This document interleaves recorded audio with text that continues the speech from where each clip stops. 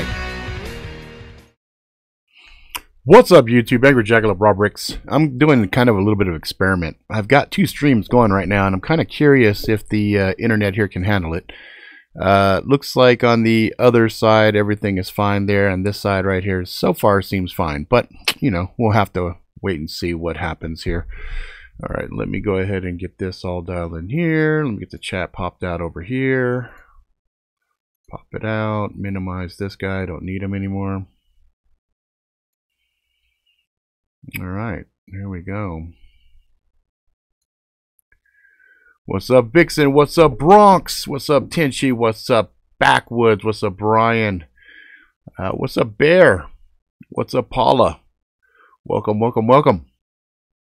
So yeah, we are doing the there's Garen, Simcom, and the Yaxter. Yaxter is in his house.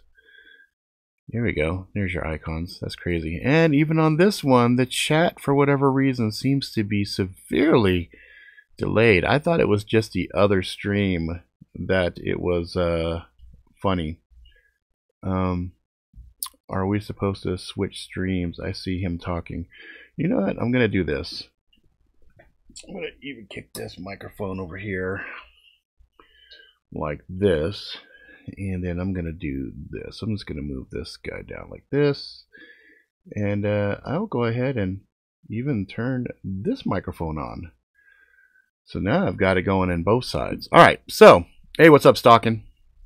Yeah, it's a little weird. I got 2 streams going at the same time. A little funny. Okay. I actually have to be careful with the audio on the Robert R. Ricks one, because I might go into some territory that might get that channel banned. I don't want to do that. I'm going to turn that microphone back off. Sorry. Audio off. All right. Audio off. So with the SHOT Show, and it was pretty good. Pretty good. It's weird. So Garen's is the first one that shows up over on that side. I don't get it. I don't get it. Yeah. Yeah. I was just testing the internet. It's been acting really weird here, so I figured actually there's probably about 4 streams going on right now, because I think my son's downstairs streaming, I'm streaming, and I think my eldest daughter is streaming too at the same time. So what's up, Mr. Morris? Haven't seen you in a little bit. So a couple of things we'll talk about tonight. We'll talk about SHOT Show a little bit, and some stuff that went down there that was pretty cool. There was a substantial amount of good that happened there, and then there was a couple of shitty things that happened. Nothing really major. No, her stream is, I think it's a private thing. Her and her friends do this. It's more voice chat stuff. I don't think they do any video stuff, and it's like Japanese game, JoJo's Bizarre Adventure or something like that. Anyway, that's the stuff that she digs, and so I listen to it and try to figure shit out. You know what I mean? Hey, no worries, Mr. Morris. Hopefully you've been working, doing good, all that jazz. Hope you got some good shit going down. You know, the only person that I saw, and I don't think they have a YouTube presence. I think they're more Instagram type. One was this guy, John something, real big muscle dude. Him and this other guy, they do like a lot of, I think they do photo ops and stuff with tops. They came through, and then I saw the martial arts dude, the one that always does like the little things like, this is how you fight somebody.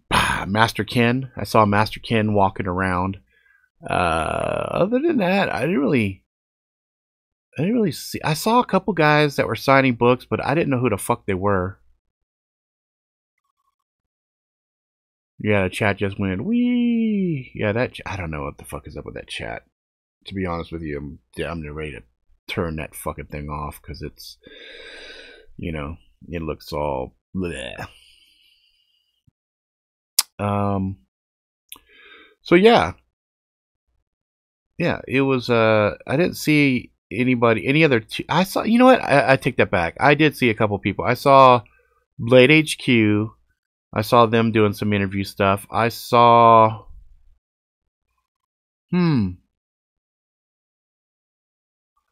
Yes, exactly. Damn, I don't. Yeah, I don't. I didn't know who they were, to be honest with you. So I don't know if they were necessarily big or not.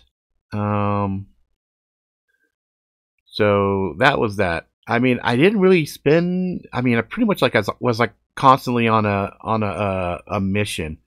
Yeah, Doug would be cool. Doug's actually a real cool dude. Like, I've chatted with him probably 2 or 3 times, really briefly. And he's always answered, and he's always been like real cool with stuff, you know. What do I think about the new SBS? SBS.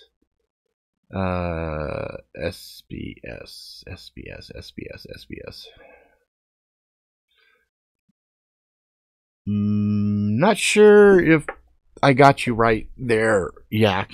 SBS.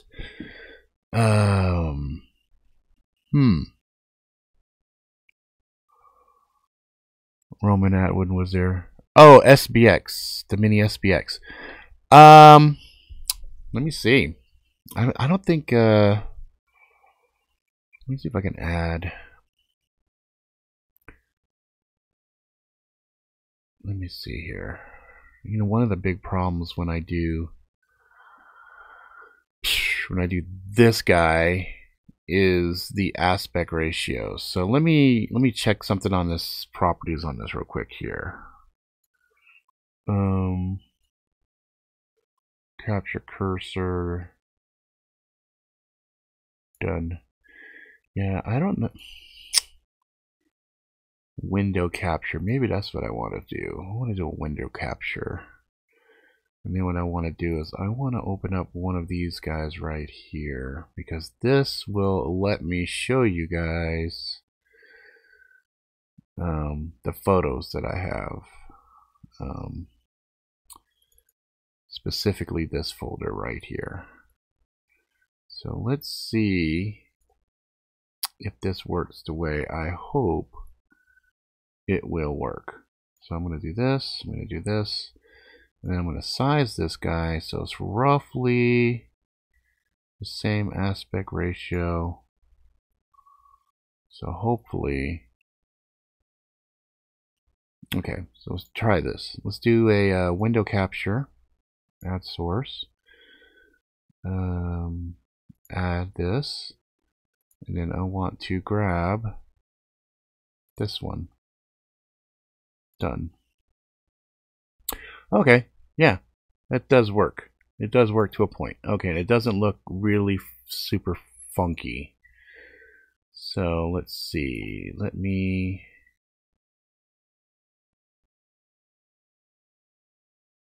So that's that. And let's see if I can scoot this. Okay, so let's come down here. And what I can do is just go all the way down here. You guys should be able to, oh, of course, let's go like this. I go up.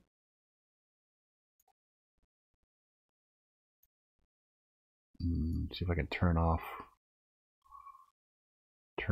the, I want to turn all of this shit up here off. And it's not going to, oh, there we go. That's better. Yeah, that's better. Let's see if I can, like that. All right. Okay. All right. Here we go. Let's see. Let me, did Joe have a demo version of his slip joint blade? Not there. He didn't have it yet. He had it the very next day. he was real excited about it too. He wanted to show it. And as far as Simicom, did you go or did you watch the or look online and stuff for the things that you're looking at? Let's see. Let me let's see. Yes, I was cleaning all of these images up because we had a really crazy yellow hint to everything, so I had to go through and really clean it up. So the SXB was this little mini SXB was actually pretty fun, just because it was really light in the hands, and it actually made a lot of sense. Let's see. And a rapid strike. Trying to see if I could find the blade you're talking about. Maybe it's this guy. Is this the one you're talking about? Yak?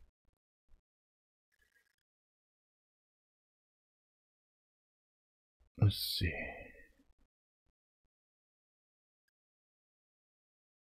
Yeah, Spartan's nice. Yeah, they had a ton of different things.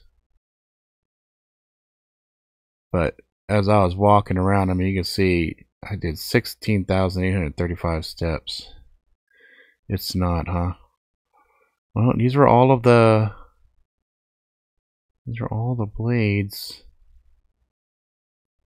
that they had. The sneaky, scalpel,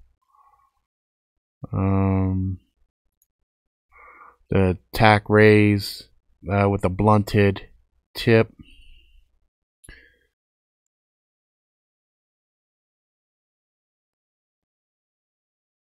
It's a full-size SB shape like the mini. No, I don't think so. The handle on the main SXB, it comes in like this, flares out, comes down around. It's substantially different. Shit, I might even have a picture of an SXB. Hang on. Let me see, 2016 maybe. Let's see. 2016, I think. Yeah, see, there's SXB right there. That's how the handle looks. So you can see how it comes in like this, and it comes like that, and then it's got this little point on the tail end here.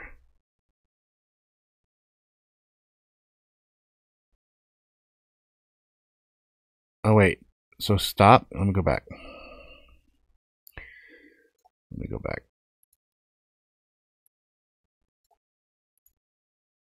Okay. You just had it up, he said. Okay. All right. So let's see. Not that, not that, not that. That?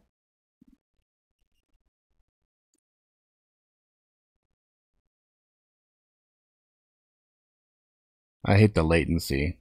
The latency sucks.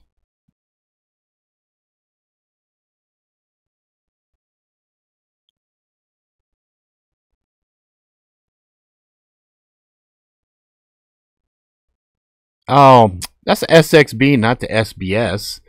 I was like trying to figure out what a SBS was. Or SBX. Okay, yeah. So the SXS, which is the Skull Crusher sidekick, instead of the SXB, which was the Skull Crusher Extreme Blade. So I think the SXX stands for Skull. No, on the blade it says SXS. Right there.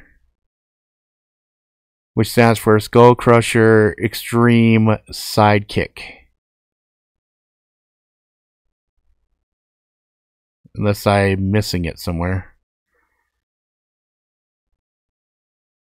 Pretty sure that's it. But this one, it felt really good in the hand. I mean, it was super lightweight, comparatively speaking. I don't really care for this. Oh, no worries, dude. I thought there was another blade called a SBS. I was looking for it, like, which one is it? You know, I thought maybe it was one of these little sporty, the little kind of bushcraft blade, because I know you like those types. So I thought maybe it was either going to be like this guy, or I thought maybe even this, because these all say prototype on them, you know. So I'm like, oh shit, you know. Some of these I didn't even see a name.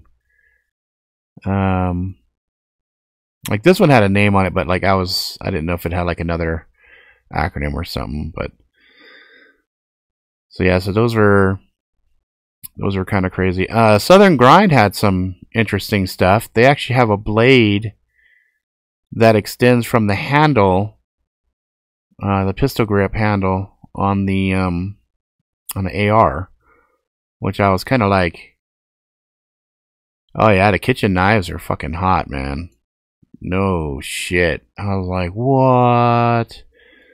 These were like, what? I'm like, oh, you guys are fucking killing me. Like, I like the steak knife right there with the serrations on the tip.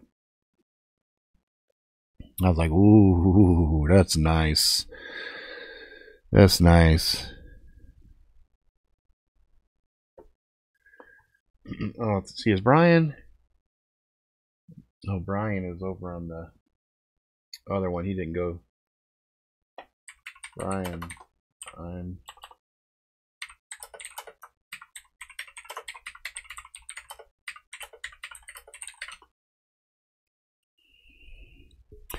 that's funny. I guess what I'll do is I'll put the mic on over here for right now, but when it gets to a point where something I don't want on the Robert Rickson, I'm gonna turn it off. Yeah, the kitchen knives. I'd imagine these are gonna be not cheap, but I was looking at some kitchen knives of my own, not even Tops brand, something more along the lines of this guy and this guy, and the one I was looking at like this was probably about, shit, I want to say 220, which for me was pretty expensive for a kitchen knife. But considering how often you use your fucking kitchen knives, I think the irony is that's the one I really should be spending money on, because that's the shit that I use at least 3 or 4 times a week. You know? Hey, Brian. Sorry, brother. And then Wayson Johnny Tai, you know, he was real excited about this. This one is not for sure.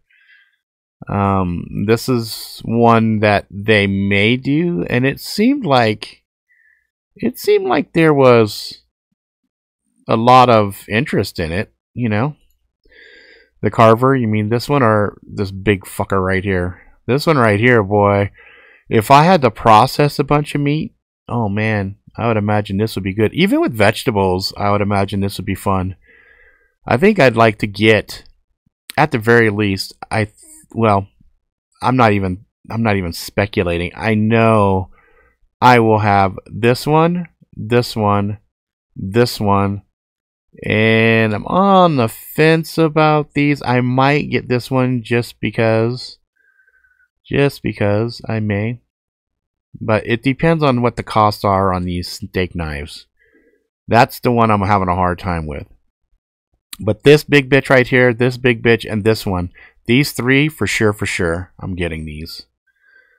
You know, these are the ones I'm gonna be having, guaranteed. And the other one that I'm guarantee getting is this one. I might get, depending on price point on these, I might get 2 or 3 and then give 2 away in contests, I think, because this one's close enough to Valk's Scorpion Tail that I think this would be a worthy substitute. I think Valk would approve of it. So I think I'll do that.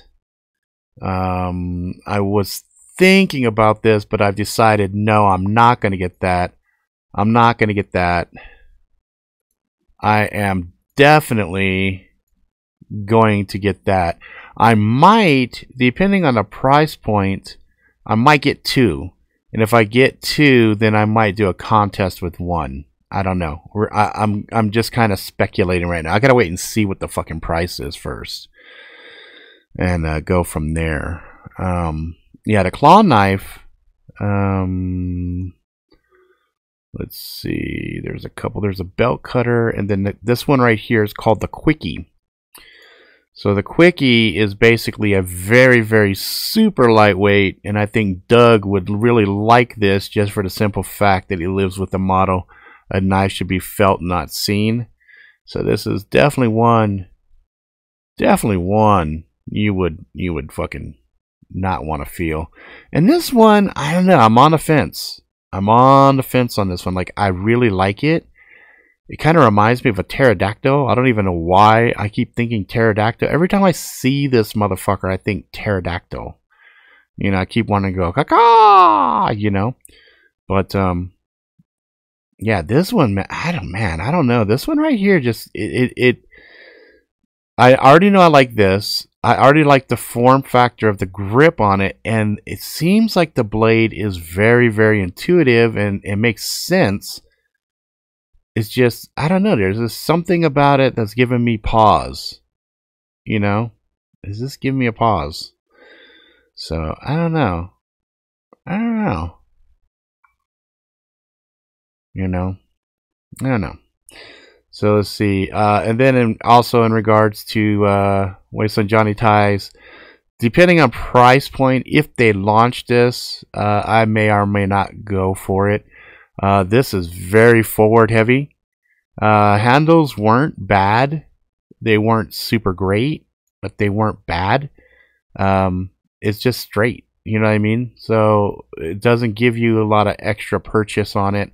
I would have preferred to have some form of jimping right here, just as I have it and I'm swinging it. Sometimes, like, I like to have my thumbs kind of resting when I'm doing something, and then I'm not quite sure how I feel about this point right here. It bounced on my arm once, and I was kind of like, ouch. So I don't know. We'll see. We'll see what happens with it, if they make it or not. Those were just pretty straightforward. These are great for like chopping stuff. Same with this guy. This guy's handle, though, I really did like the handle on this. This one felt really good in the hand. So this one could be fun, I think, as far as a little choppity chop chop chop. I'm not big on cigars, so I can't really necessarily see the advantage of this for me, but I did like the tip, and I think I could probably open bottles with that. And overall, I think this was a cool little knife in of itself. I just probably would never use it for opening cigars. Now, maybe putting somebody's fucking thumb in there and... hang on a second. I had to pause it. I had to turn off the audio on the Robert or Rick side. Put somebody's fucking thumb in here and chop it off. Maybe. I dug this. I thought this was pretty neat, but I thought... excuse me. I thought this was a little bit more Jackalope style. I thought this was a little bit more bushcraft, and it makes sense because this is a Matt Graham design. So, you know, that makes sense there. Definitely no for me on this one. I can't. This is not going to be super useful for me. And this one's also a no. I don't know. This kind of felt like a raptor claw to me. And I was kind of like, nah. You know, thank you. Let's see. So yeah, Southern Grind, their stuff was pretty neat. I like the fact that they had all these different handle types. Like the snake one was like pretty cool. Let's see. So Southern Grind, they were really nice. That blade right there, that's right here. Ooh, that I just said, oh hey, how are you? Hey, like I thought that was just beautiful. I was like, holy shit, it's hotness. And of course, this is the one you guys are doing all the golden tickets for. So yeah, they're still selling these puppies. So this was kind of a table that they had, and so I actually had a pretty good conversation with them. They're some really nice guys. They were telling me all kinds of stuff about the boombox and things like that. But that's, oh my god, look how beautiful that is. Even this one right here. Oh, but this one, man, it's just so eye-catching, you know. It's like, holy hell. And I loved this display. I was like, man, oh man. Like, I was like, dude, what's up with this one? Jeez Louise, look at the size of that motherfucker. And there's also one you guys are going to win at some point. We'll get about Sol Invictus later. We'll talk about them in a little bit. Let's keep going. I saw this one maker. Woo! I knew I wasn't going to be able to afford his stuff. He had some interesting blades. Like, I really liked this one. I was like, ooh, it's kind of like an alien, but kind of nice. And then I saw this shit right here. I was like, what is this stuff right here? What is this? Look at these. I was like, dude, these are hot. Oh wait, the top comes off and there's a little fucking blade in there? What? And I asked him, hey, what is this right here? He's all, nothing. This design, you know, there's like a little ball in here that pivots. This, man, too bad you can't use that like a stylus, you know. And then I had a chance to stop by what is it, RMJ Tactical, and I thought it was hilarious. They had a thing called the Angry Steve, which was a big bat with like pewter, like a piece of stick with like pewter in the middle, you know. It was a Magic. When I saw them at Blade Show, nice. They were trying to trade me two of those bad monkeys.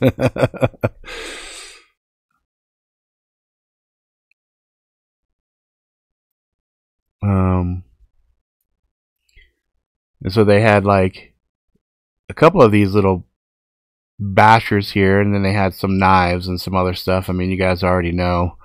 This is their big claim to fame right here. And I was talking to them. I said, yeah, years ago I did a Tomahawk Throwdown. And one of the viewers loaned me his that I went bananas with. And it was pretty cool, you know. And they were like, oh, yeah. And then they had this. And I saw, oh, man, this shit right here. Man, I fell in love with this fucking thing. I was like, dude, I'm going to have to fucking buy one of these at some point from them. I didn't even bother to ask the price because I was like, fuck, I don't even want to fucking know right now, because this is what they normally sell, this thing right here. And then this little axe right here, holy hell, this little edge blade, dude, you would seriously cut the fuck out of yourself. He's like, yeah, I'm waiting for somebody to cut themselves. I'm like, yeah, well, it ain't gonna be me. And then he was like, you see this little clasp right here? I'm like, yeah. He goes, check out, this is how it goes on. And so he stuck it in his pants right here, and then he was showing how you could pull this out and it wouldn't come out of the pants and all of that stuff. And I was like, oh, that's pretty cool. And then I was like, oh, dude, what is that down there? What is that?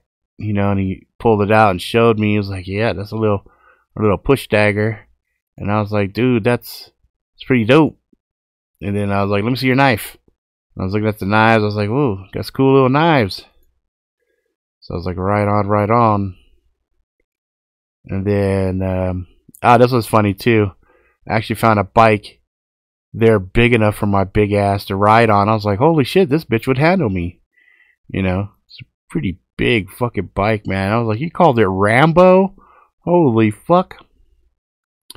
And then, of course, I had a chance to talk with Maxpedition, and That was pretty cool. That was oh, what do you think about that? That all, Brian? You like it?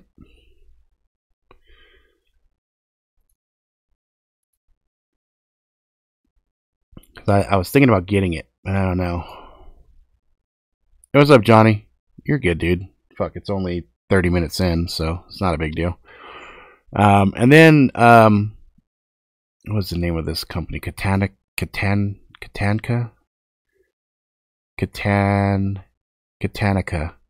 Oh my god, these motherfuckers.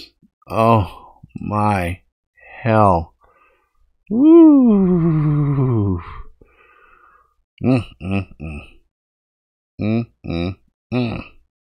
So, let me show you this fucking jacket, okay? He's like, you want to try it on? I'm like, you want to fuck yourself? No, I don't want to try this motherfucker on.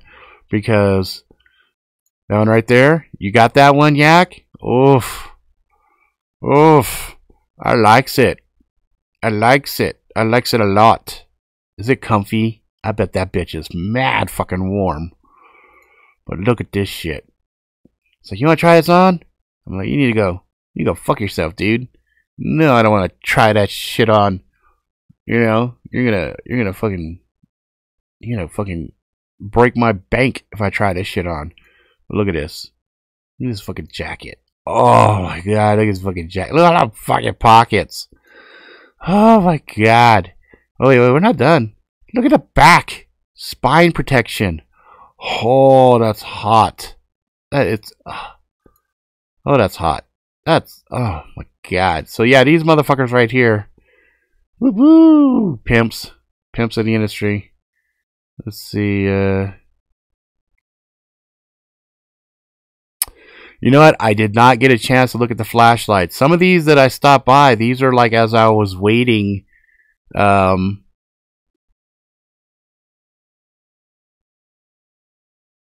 Brian. Okay. Yeah, I want one bad.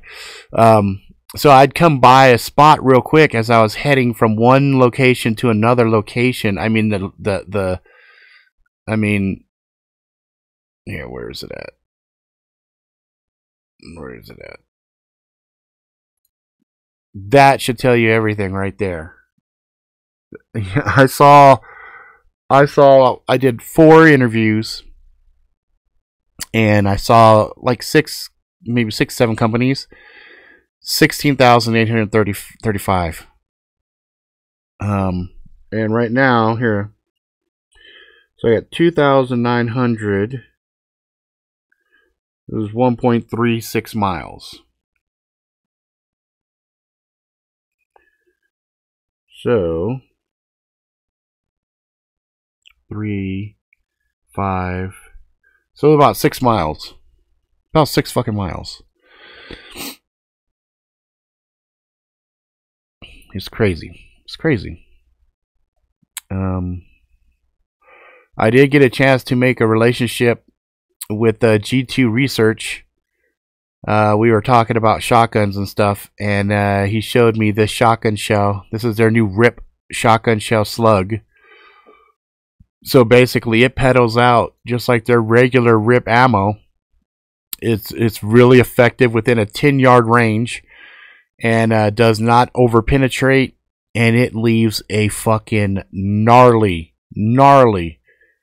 big wound cavity, fucking up somebody really bad. And the thing that I like about them is they got a funny ass sense of humor. They cracked me the fuck up. We were sitting there having a conversation. He had me in stitches. I was like, I like you. I like you. I think me and you could be fucking friends. And so I made a friend. I made a friend at G2. So that was pretty fucking awesome. And then I went and saw Full Conceal. Full Conceal is a very interesting company because what they do is they take your regular Glock, and that's not regular by any stretch of the imagination. But what they do is they cut the handles, right? And they cut the handles in such a way, and they modify the trigger guard that the gun folds up into a really compact form factor, which, if you want to see comparison, hey, where is the, I thought there it is. So here's my phone, and then you see it prints completely different than a gun would print. And it would fit roughly in the same size pocket that my cell phone would sit into. So that is pretty fucking slick. And this got your modified Glock then can fit into this bad bitch, which, hang on, which, do I have a picture with it fully deployed? Guess I don't. I thought I did. I thought I had a full deployed kit. Well, in any event, Demolition Ranch did a video on this. Here's the Glock right there sitting inside of this this body, and basically at this point now you've got a lot better control. It's pretty hot. Like, I was like, like, they sell this piece up here I think for like $500. They sell you a brand new Glock that's already been cut up and everything for like $1,200. If you want to send them your Glock, they'll take your Glock and they'll modify it for about $380, I think, which is a lot better deal. A lot better deal to send in your own, and then they would basically modify it and send it back to you, and then it would then collapse in and everything else, and you know, it would go from this to this to this. So that's pretty cool. Then I was over at Condor, which I think I'll save the Vipera in a second, but I think let's see, they had some stuff that was pretty interesting. Like, they had a kid's knife, which if you look at the tip, right, the tip is actually purposely blunted. Look at that. They rounded out the tip so they can't stab themselves, but they can still cut with it. And I said, damn, Joe, that's actually pretty neat, you know. Let's see what else we got. Yeah, some of these you guys are going to know way more than I do because I'm not up on Condor. But I liked them no matter what. Like, that one I thought was sexy. I thought it was this, wow, that looks really nice, you know. And then I held it in hand and said, hey, this is really comfortable. And there's a smaller version. Big, small. There's their big monster chickadee chopper. That's their little teeny tiny blade. He was real excited about that. This one too, he was pretty excited about how they had changed up the sheathing on it and stuff like that, and said the handles were pretty good. And that this is, you know, sub 50. So it'd be about $40 on the street for something like this guy. Let's see what else we got.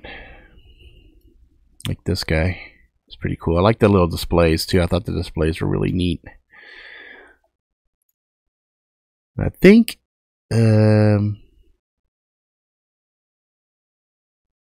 this guy right here was actually done by 707 Knives, if I'm not mistaken. And then they have some of these other ones here. This one, this blade right here is super beautiful. Super beautiful. Like, I love the little handle accents. I loved, at first, when you look at it from the side, you're like, what are these little cuts and scrapes here? And then as you get in on it, you see, those little cuts and scrapes, those are spine details. I'm like, dude, that's fucking amazing. That's fucking really good looking. It's a really, really sexy little blade. So I'm definitely going to get this guy. I'm getting this guy. And then the other one I'm going to get, there's just no way around it. I got to have this bitch, is this Vipera. Oh, she's so sexy. She's so sexy. Look at her. Look at her. Oh, I want that display too. That display is fucking awesome. The display is awesome.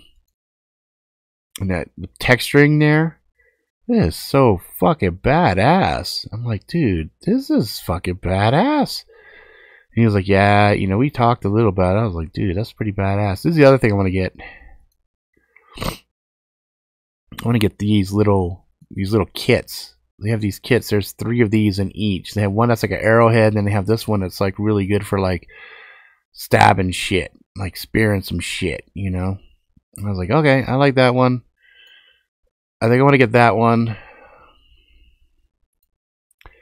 The chopper. I think I'll probably get the chopper too. I'm not big on that guy. I'm not big on that guy. Not big on that. I might get that. Just because I think there's a place in my shit for this. I definitely will get this. Because I think this is just fucking sick. And the handles. I thought that was pretty sick too. I'll get that. I'll get that.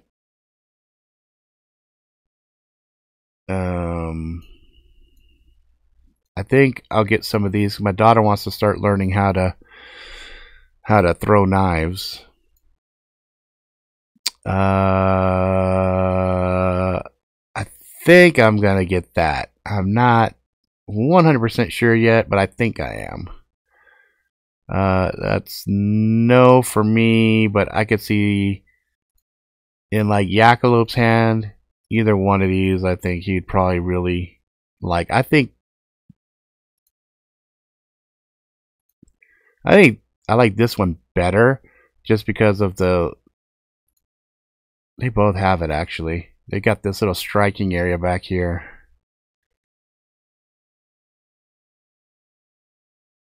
You know.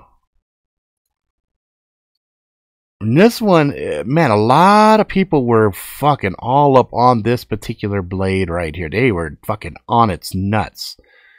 And so I said, let me look at this. Let me look at this motherfucker. Let me see what's going on here.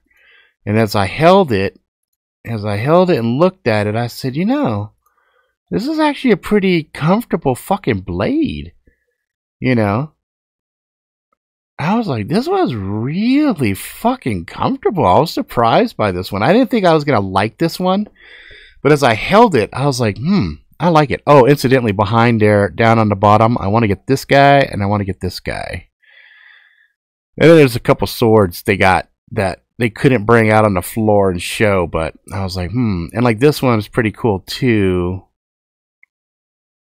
And then, of course, this is a bigger version of that little guy that's down there. And again, this right here is just amazing. This is amazing. I love it. And it's also got the interesting oil finish. You know, it's just, I liked a lot of the stuff that they had, man. I was like, wow. You guys got a lot of cool shit, man. A lot of cool shit, Joe. A lot of cool shit. And this is just my shit here. Yeah, these are my things. So, then, when SHOT Show was done, I had a chance to go hang out with Sol Invictus. And while I was hanging out with Sol Invictus, I got to play with Boom! AA12. Oh, yeah. Oh, yeah. You can tell I'm happy. You can tell I'm fucking happy. I want to blow some shit away. I want to go bananas with that bitch. That one right there, incidentally, that's full auto. Full fucking auto on that bitch. Oh, yeah. Oh, yeah. This one right here, full auto. And they did 2,500 rounds the day before I saw it. That's right. Let me repeat that. 2,500 fucking rounds. Oh my god. It took them a while to even clean this as much as they did. This gives you kind of an indication of how filthy she was. She was a filthy, filthy girl. But look at her guts. This is where their clothes off. I got her clothes off. I wanted to take a look at her. I said, can I see her naked? And they're like, yeah. And they stripped her for me. I was like, oh, look at that. Oh yeah, look at her. Look at this buffer spring. Look at it. Look at this spring. Look at this. This bitch goes.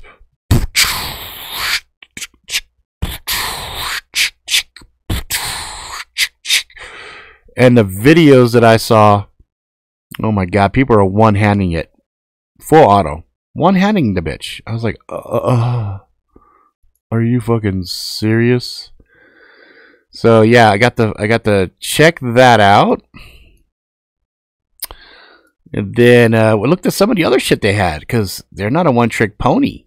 Oh no, Sol Invictus has a bunch of fun shit. I was like, oh my hell, what the fuck is... What the fucking fuck? What is this? Tac 9 pistol? What? I was like, dude, you had me at hello. You had me at hello. Had me at hello. Hello. I know, Tenchi. That's when I first fell in love with that bitch. Look at that shit. Look at that. Look at that. Look at this. Look at this motherfucker right now. It's like, whoa. And look at this bitch back here. Oh, so I want this. That's my precious. And look what they did to a Glock. I was like, dude, what the fucking hell? They went fucking banana. Look at this 13 on here. They did all. Oh my god. I was like, you guys are fucking off the chain. Sol Invictus.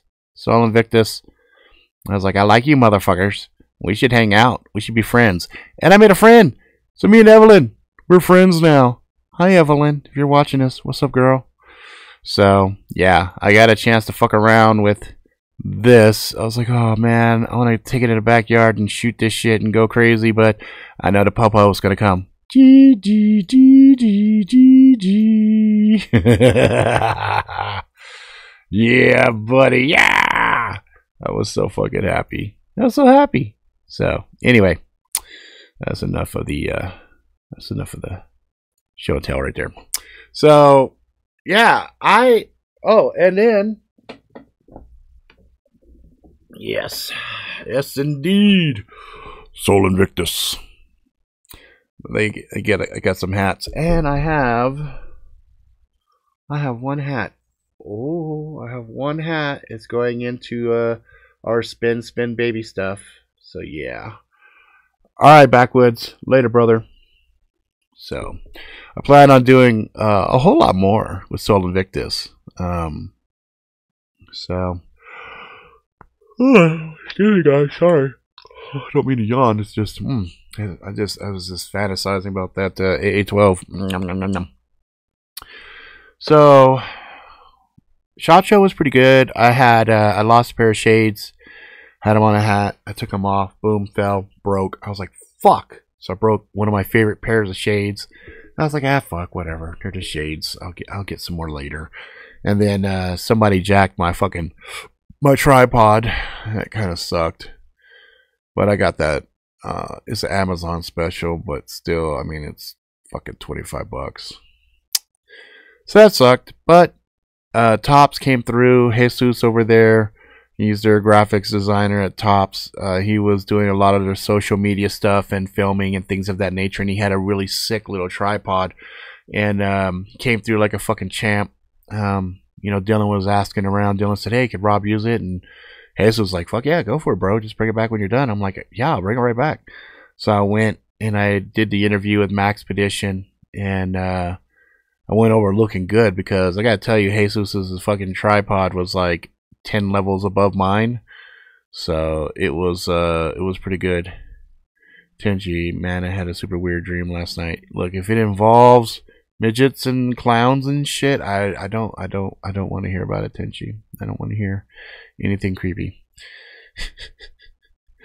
Oh shit. Oh, that's not too far from the truth, Brian. That's really not. That's really not. They were looking at me like, because I fondled the shit out of that bitch. I was holding it, and you know my wife is there, and it's hilarious because my wife was there, It was like a party that we got invited to that Evelyn said, hey, if you guys are going to be here, come through. We're doing a little fucking, hang out, drink, relax, blah, blah, blah after the show. So it was in the evening time.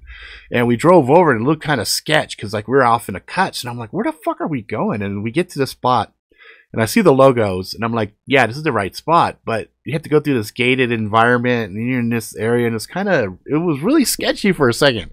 And then we go inside, and there's people in there drinking and having a good time. And I'm holding these fucking tickets because, I'm like, okay. You teaching you how to shoot? Oh, funny. So I, what is this? Anyway, so I had the guy the tickets, and he's looking at these tickets. He's like, what am I supposed to do with this? I'm like, I don't know. If I don't need them. I don't need them. I'm just telling you I'm supposed to be here. And he's like, no, come on in. So I went in and they were fucking cool motherfuckers. We were all just hanging out and shit. And I'm looking at some fucking sick rifles. Sick fucking rifles. I'm like, oh my God. I swear I fell asleep in England. So how did I get to Utah? I don't know. So it was cool though, man. It was super cool. They were super nice. Okay. I had to see where we're at. So that was good. That was super, super good. I was super happy with them. And then we left out of there and then we hung out a little bit. And then the next day we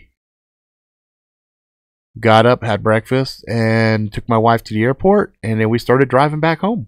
So we had one day, and one day, it was a lot of walking, a lot of shit. But I made some pretty good contacts.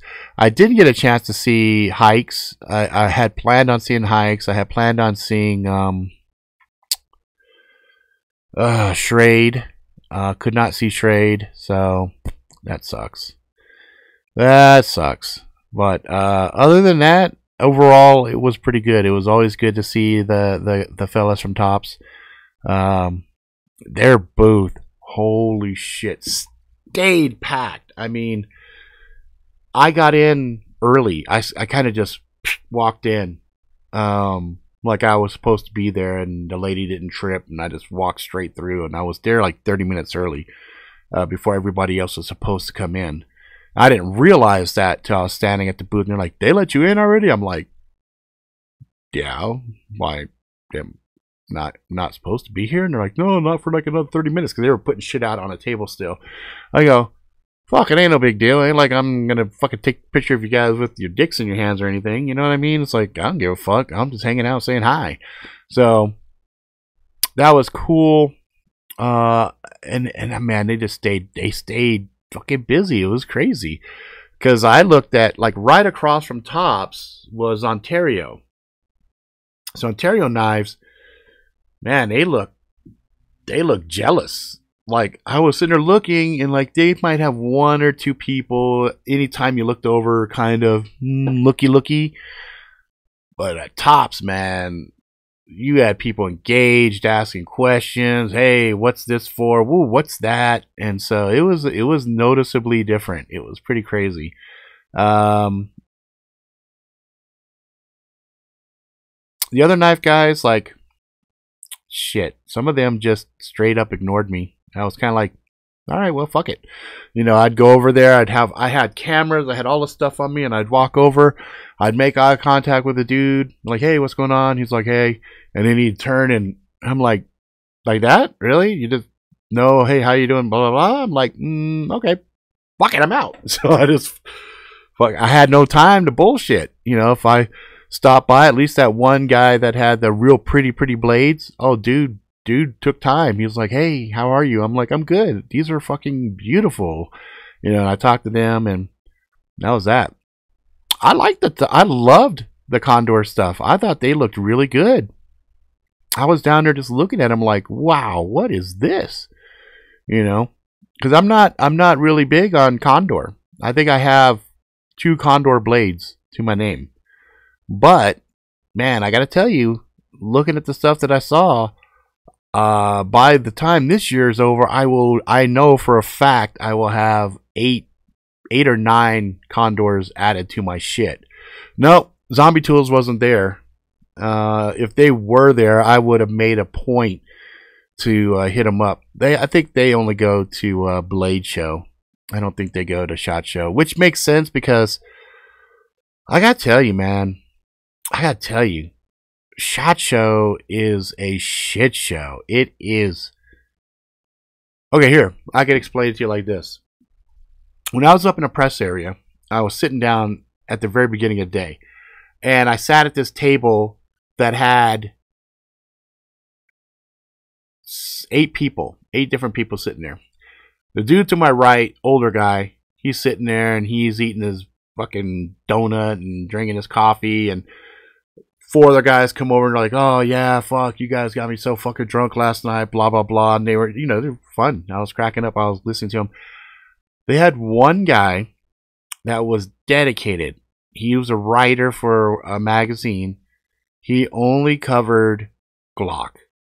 That's it. His whole job was to go to the Glock booth and get all the information there, and that was it. No, nothing else. He would just go there. Had another guy, Remington, and something else. Like, I was listening to their call outs, what they were responsible for while they were down there. And I'm like, damn, that sucks. And so then I hit the show floor and I'm hitting all these different spots, like going from here all the way over to here to here to here. It made sense. It made sense because otherwise you get haggard. Because, really, by the time I got to Maxpedition, when you see that Maxpedition video pop off, you can see I'm like sweaty, I'm tired looking, but I still brought it, but it was pretty crazy.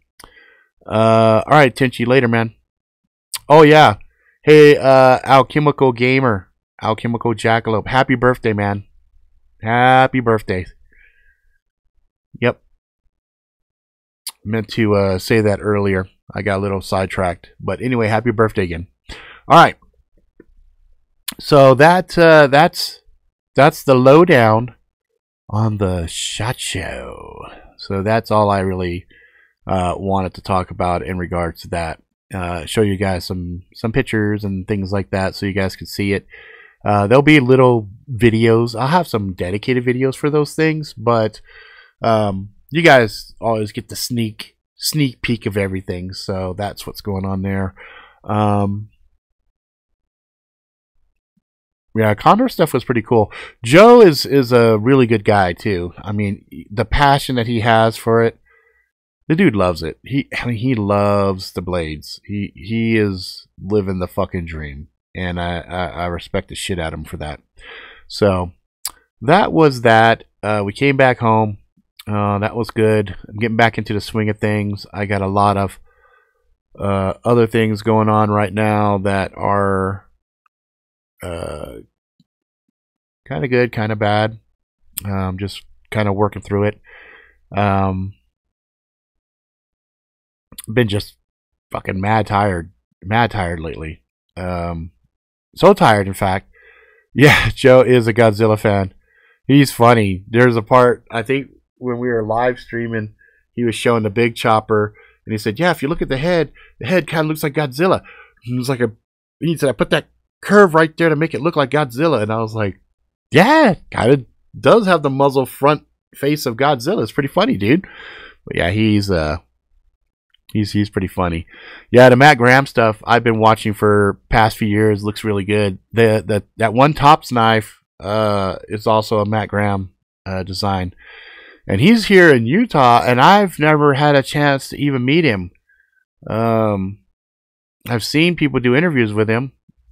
He seems like a super, super nice guy. That's another person I was really excited and hoping to see, but he wasn't at SHOT Show this year. So I think a lot of people just don't like SHOT Shows. Just really, I mean, it's a big gun show. I mean, SHOT Show really is a big gun show. The knives are just kind of a secondary piece, Yeah, Matt Graham did a Tops blade. Here, I'll show you. Let me do this. Turn this back on. Go down here. I'll show it to you. It's this one. That's a Matt Graham design.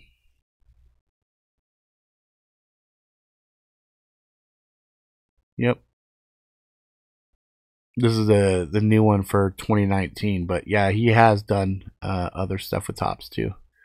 But yeah, you could tell this has his kind of distinctive grind to it, the way he does stuff. Yep. So that was kind of cool. So I get back, and of course I'm online, and I'm trying to catch up. What was the name of the really cool multicolor? Oh, are you talking about? Are you talking about this one right here? Or let's see. I think it's one of these guys, right? Reich Knife is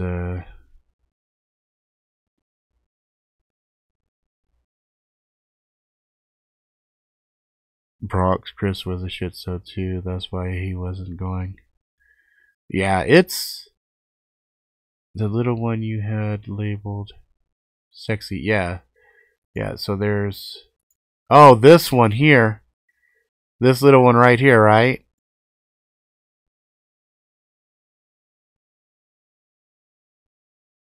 Sexy one, yeah. Yeah. You know what? I don't know. Here, let's see if we can find out, because when I asked him what the price was for this one right here, I think I did ask him the price on this. It was I think he said $199. Here, let me see if I can find him real quick, because I was kind of curious. I have their business card. Let's see here. Reich Knife. That sounds really kind of racist. Hang on, I'm gonna Reich Knife. You Reich a knife? Reich a knife? Yeah, I was looking at that thing too, because those are one-offs. Those are one-offs. He only makes one of those at a time. Oh yeah, I found his website. Oh my god. Yep, I found his website. Damn. If you go to reichknife.com, oh my god. He has stuff from last year. Here, let me put it in the chat. Go away. Go away. Oh my fucking hell. Let me move this window here. Stupid fucking thing.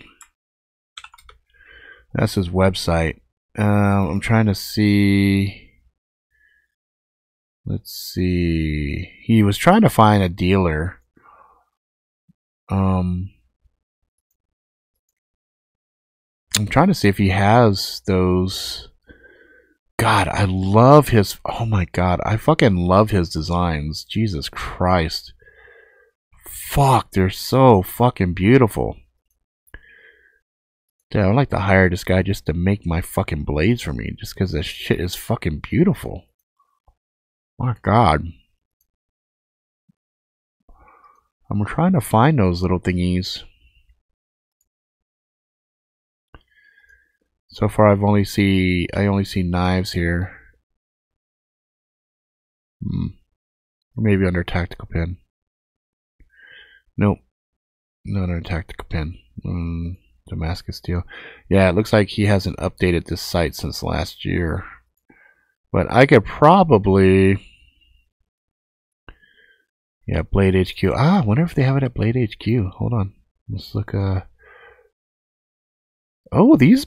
Oh, you know what? These prices here aren't too bad, actually, for his little Damascus blade with titanium, $135. That's not bad. Yeah, his little basic cleaner knives, they're not too bad. Let's see, I'm trying to see if they got that little deal there. Yeah, they go up though. His shit shoots up in price big time.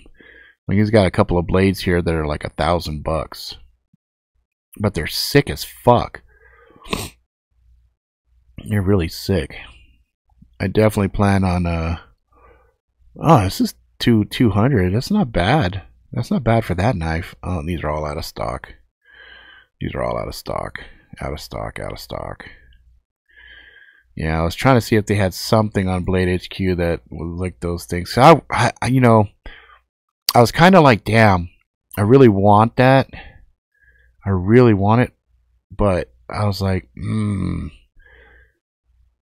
yeah, that little brown folder right there, I think, let me look. I think I seen it over here on Blade HQ. I'm trying to go back to the first page on it. Go to the very first one. I think I seen it. Seen something very similar to it anyway. At least I could tell you a price point on it. So it's got those little slits on it, okay? Oh, see, there's that one purple right there. Let me go click through this real quick. See if I can spot it. See if I can spot it.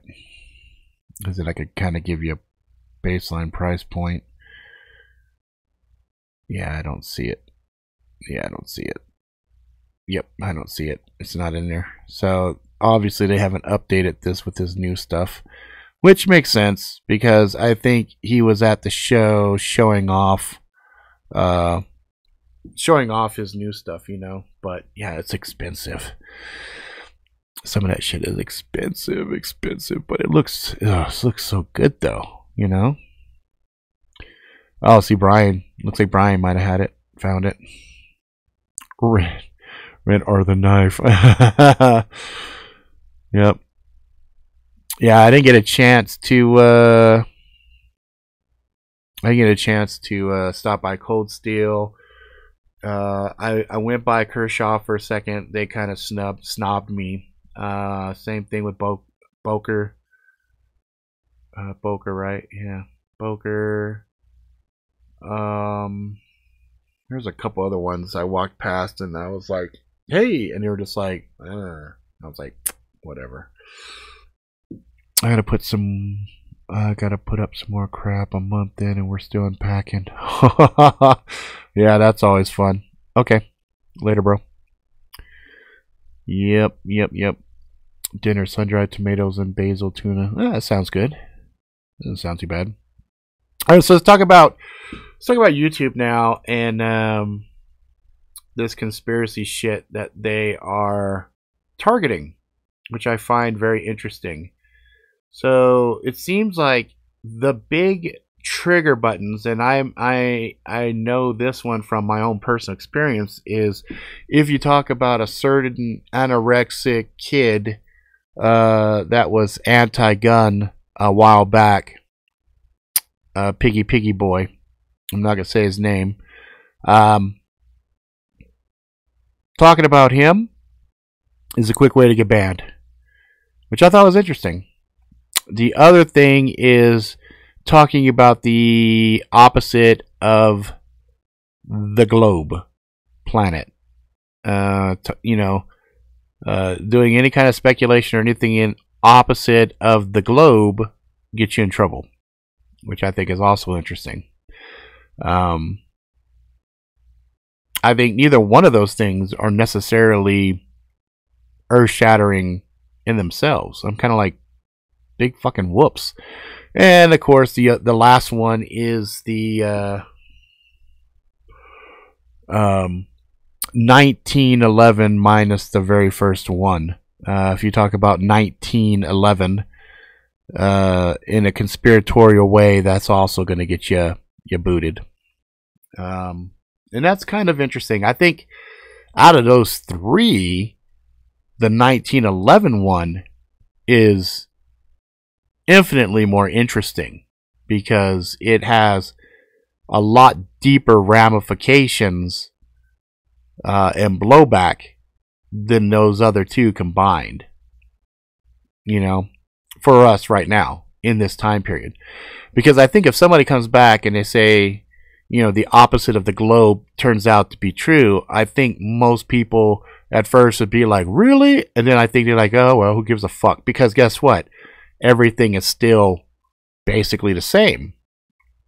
They might look at some other stuff and say, wow, that's kind of interesting that they lied about this shit all this time, but who cares? Okay, woo woo. So if it's the opposite of the round, okay, well, we'll just change everything up. But I think some people might mentally have a harder time with that one, just because their foundational truths of everything around them would be suddenly and irrevocably shifted. The one about 1911, minus that first one, that one, I think at this particular point in time, most people kind of look at like this. You know, there's just too many coinky dinky things in regards to that to think that there wasn't something going on there. And then, you know, anorexic Piggy, he's not even fucking relevant anymore. So why would I even bring his punk ass up? It's not relevant. That whole movement right there did exactly what I said it was going to do. Fucking die. Nobody gave a shit. You know? And I'm like, yeah, okay. You know, it's funny how people think that guns are going to go anywhere. Guns aren't going to go fucking anywhere. Period. You know? Not going to go anywhere. Because in this country, it's our lifeblood. It's in our DNA. To extract that from us would require a complete reboot. And what do I mean by a complete reboot? Well, anything that you have going on for a whole entire generation would set the stage. So, if there was some kind of shift in reality and suddenly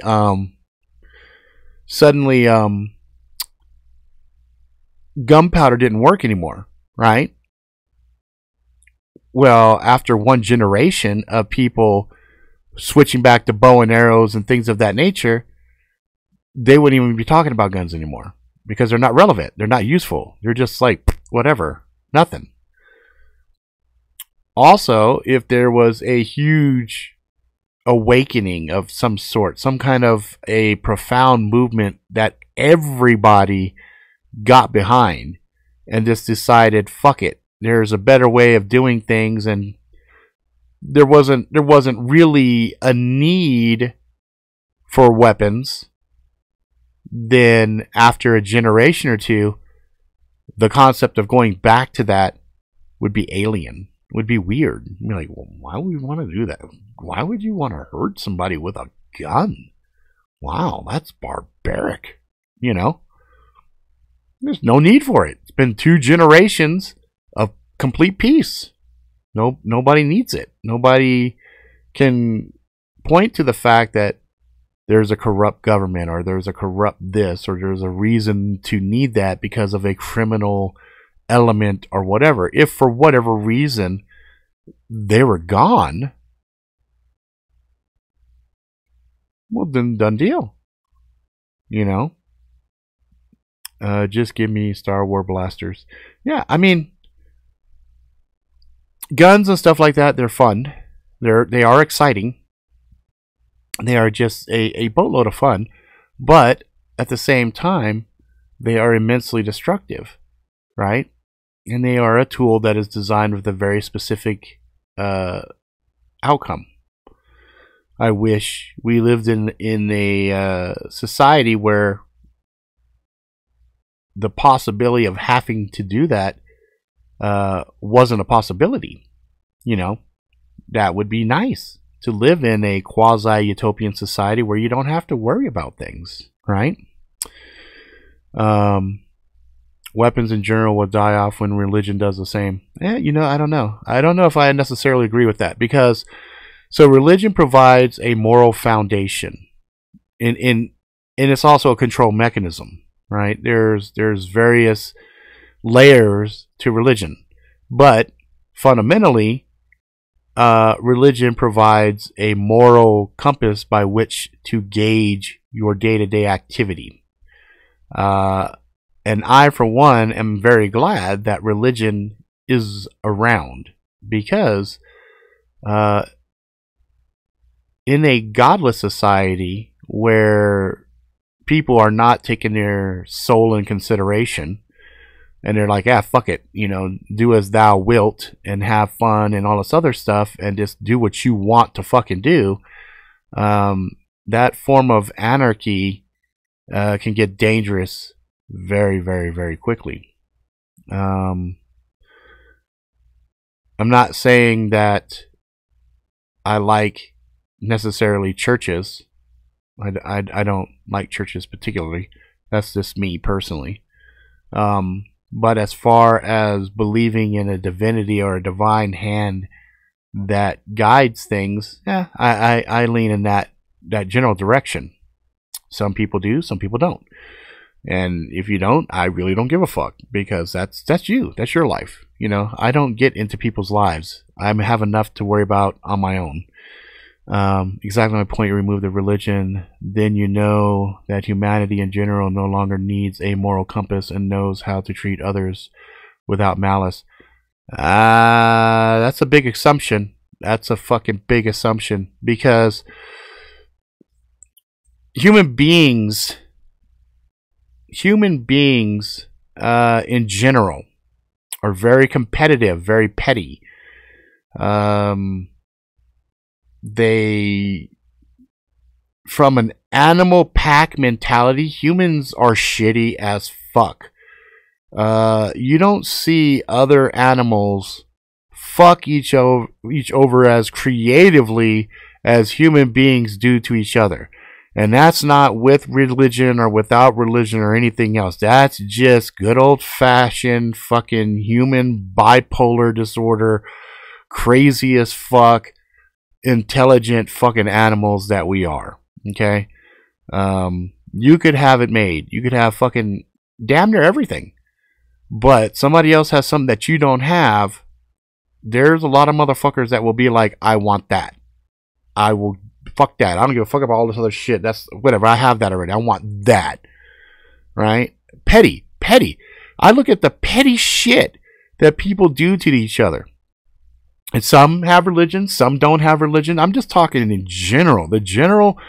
Some of the human being shit that I see on a daily basis. And I just shake my fucking head. If there was no society structure, no law and order, no moral repercussions for your actions. Oh, you're going to go to hell, or oh, you're committing a sin or whatever else. Fuck. You know, chimps premeditate and kill for zero reason or cause, food, etc. And yeah, what are we fucking related to? We're fucking related to that shit. That's you're proving my fucking point here, right? Chimps are related to us. The monkeys are fucking related to us. In fact, their DNA is pretty fucking close to ours. There's only like 1 or 2 chunks missing out of it. But that's my fucking point. We are immensely smarter than fucking chimps. Yes. Brian, yes, that's my point. Without a moral center, people would evolve and rape, kill, etc. No limits to it. You'll have 2 segments of society. You'll have one group that try to come together and help each other out. And guess what? The bigger group of fucking raping marauders will come through and kill them. Yeah. We've seen that. We've seen that historically. The fall of Rome. When the Germanic tribes roll through. Uh-oh. Well, I guess you missed those fucking Romans now, don't you? In general, you'll get rid of weapons when you get rid of religion. It's not happening, but if it would be reason why. No, I think you'd have more weapons. I think people would find more and more interesting ways of killing each other because they don't have a bigger spiritual, you better be careful, you're going to go to hell. Because there's a lot of people that would go do crazy shit, but for whatever reason, they go, ooh, if religion is right, do I want to be in hell getting ass raped for all eternity? Maybe I won't do this mass genocide I was thinking about doing. But I'm not saying you're not wrong. You're not right about the evils that religion does, because there have been many atrocities that was done in the name of God. Right? You know, all of the holy wars. You look at all of the death and mental anguish that certain aspects of religion has caused. I don't dispute that. I'm just saying there is a lot. There is a lot that religion does on the positive side of things. Now, is it absolutely 100% correct? Well, it's fallible. Because man is the fallible aspect of religion. Right? Just like, I love when fuckers think there could be a utopian society, or I love when people think, oh, you know what? Fuck government, fuck all this. Let's have an anarchist environment where, you know, motherfuckers do what they want to do and everything will balance out in the end. I personally don't believe that. I don't believe human beings. I think there will be a balancing out that happens in those environments, but that would just be so fucked up, because you'd have this one group which would just do whatever the fuck they wanted, whenever the fuck they wanted, and the poor people that were underneath them would just be fucked. They would just be fucked. I'm not knocking. I'm saying simply, if you got rid of guns, you'd have to get rid of religion. And if we humans came to that, then world peace would be. Why? Point being, it ain't. Point being, yeah, you're right. It ain't happening. We're just postulating at this point. Yeah, you're right. I mean, we're just speculating. Neither one of us can prove our point, right? Neither one of us. I mean, we could both point back to different historical examples, but you know, neither one of us is going to be able to really 100%. Hold our position, because it's just not provable. Crusade started to end 600 years of Muslim invasion and murdering, pillaging Europeans. At least 30% of people would just do whatever, whenever. Yeah, that would be the ruling class. You would have a powerful minority that would be the most depraved, evil motherfuckers walking around, that has the ability to do anything they want, and it would horrify the lesser folks. And you know, it would be, I mean, you would see waves. So you would see waves of this. What would probably happen is, so let's just speculate this out. So religion is gone, weapons are banned. There is a Praetorian force that polices and keeps the peace. Okay, so there's a balance there. But they're doing it with just sticks. There's no knives, there's no guns, there's no explosives, there's no poison. It's just they have sticks and hands. That's all they have, right? So you would have one group that would live in that society, and they would be fine. They would be like, you know what? We don't have to worry about things. There's no violence. We don't have to answer to a deity of any sort. You know, we're just all looking after each other and blah, blah, blah. Well, you can have another group that no matter what, they're going to create their own religion. You cannot excise that out of the mindset, because here's the thing. Here's always going to be the problem. Science will tell you that everything was started with the Big Bang and blah, blah, blah. And you have a bunch of people that are more science driven that say, yes, that's all there is to it. Well, you're going to have some people, such as myself, that's going to ask the inevitable question, well, what caused the Big Bang? Why? Why did it happen? Wait, wasn't there something in the Bible that says in the beginning there was darkness and then the Lord said, let there be light? Oh, wait, that sounds like Big Bang. Okay, so they'll have the secondary group that will suddenly ask those questions, and guess what? They're going to reinvent religion. Why? Because they need to be told what to do, and they need to have some explanation to the greater things around them, whether it be magic, whether it be religion, whether it be spirit animals, etc., etc., etc. And so they're going to want some kind of a structure in their life to guide them. Okay? So even if they had no idea what religion is, they woke up completely devoid of it, guess what? They're going to create it again. Okay? And some people will say, well, that's because in their heart of hearts they know there's a God.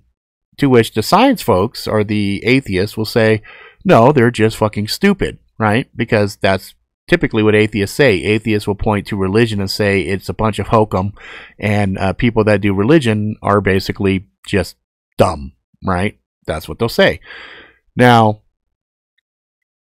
human beings as pack animals require things like repeaters. They require things like authoritative figures. They require things that help them as pack animals survive. That's not dumb. That's just in our DNA. It's just part of our being, part of our animal cells, right? So it's funny when you stop and think about it. You have, like, the killers in society, they need to exist because if you go back far enough, what were the role of those individual people? They were the ones that went and hunt. They were the ones that killed shit for the rest of the tribe to eat. That was the role they played. They were good at it. They didn't feel bad for the animals. They didn't care if they got splattered with blood. They liked it. They enjoyed it. They savored it. You had the gatherers. Those are the ones that went out and got shit for everybody else, right? And then you had some other folks that figured out other pieces in the role of society. Everybody had a role to play. Well, now, fast forward thousands of years, now we all sit in front of these fucking TVs and we do meaningless, stupid things that are completely irrelevant, none of which lend us towards what we were. We're not really hunting and gathering. We're aggregating and consuming. That's all we do.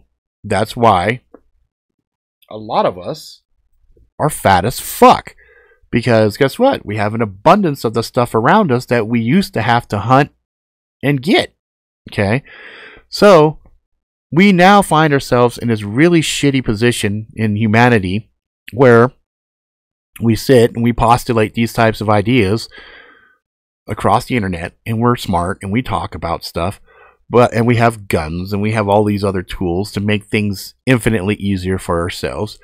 But really all we ended up doing was just completely enslaving ourselves to the real masters, and you know, they control things. They know all the truths. They know all of the things that really fucking matter to us. And so getting back to my original point on this YouTube and everything else, to try to tie all of this stuff together, serve the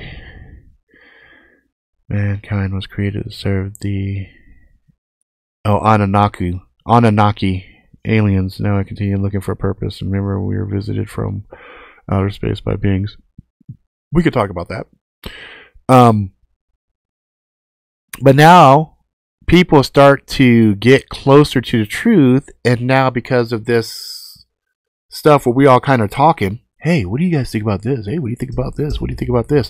Now they're like, nope, we're gonna ban this, ban this, ban this, ban this. And so now we're back to being, okay, we gotta be careful what the fuck we're talking about. So if I want to talk about 1911, I have to be talking in code. Or if I want to talk about anorexic pig boy, I gotta talk about that. So all of these things kind of take us outside of our normal freedoms that we like. And to get back to the point of this and this, we are smart animals. We're too smart for our own good. we all have base instincts, and our base instincts will stop us from ever achieving utopian society. And what's really funny, and it ties into what Brian is talking about here in my book Convergence 2012, there's a part where the characters are told that humanity was taken and genetically modified, and because of that, we're not natural beings anymore. We're raped, and our minds are fucked up because we're not what we're supposed to be. We were changed. We were modified. And so there's a part inside of the book where Joy is just really pissed off and mad, and Kuthanaga is trying to explain to her, you know, that's why you guys are the way you are. And it's what I really believe. I think somewhere along the line, human beings were changed. People hunting likes. Yeah, exactly, Mr. Morris. People are hunting likes and shares because, again, that resonates, gives them endorphins and all this other stuff. But everything can be explained. Everything makes perfect sense when you stop and you analyze what's going on. Because remember, we're animals. That's the thing that people have a hard time with. But we're all fucking animals. Human beings are just smart animals. And we're driven by our base desires. We want love. We want to fuck. We want to eat. We want things that give us joy. Those are very basic animalistic needs. You want somebody to pet us. You know, pet my... You know what I mean? And the sad thing is, people get upset. They get all twisted over it when it's like, dude, get over yourself. Stop thinking you're so superior, you know, to everything around you. Because here's the funny thing. Man is brilliant. Man is smart. But man is Icarus. Okay? And man is filled with hubris. There is too much pride and too much ego involved with humanity. And a perfect example of this is what we do in nature and what we do to this planet. It's mind-boggling. It's fucked up. You know? And what's funny is this. Here's a real funny thing. With a gun, I could take out a lion, a bear, whatever. But take that gun away, take the equipment away, and just put me out there butt naked? Really, a fucking cow could kill you. A fucking dumbass cow is more physically equipped to kill you than you are to kill that cow. Because guess what? We have no claws. We have really no fangs, right? We have no armor. It takes us how many fucking years before we're even useful? You look at a newborn horse, pops out, wobbles around, boom, within a little bit, that motherfucker is walking. How long does it take a human baby to walk? That lets you know, if you look at every other animal on the planet,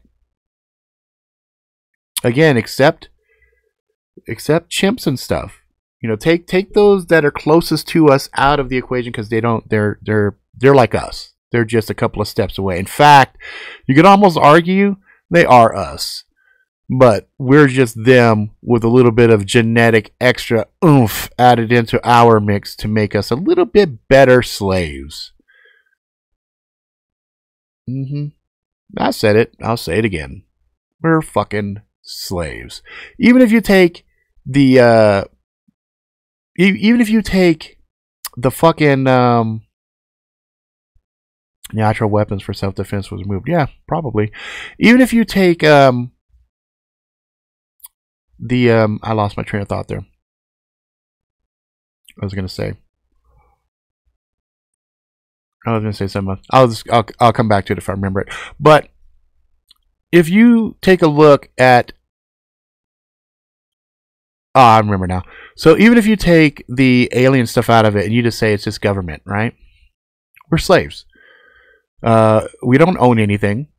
Everything we have has some kind of tax on it or some kind of permit on it that if you don't pay it, they'll take it. So if you don't pay your property taxes, they take your house. If you don't keep your car registered, they could take your car, et cetera, et cetera, et cetera. Yeah, you own clothes. Whoop-de-fucking-do. I mean, you know, who gives a shit?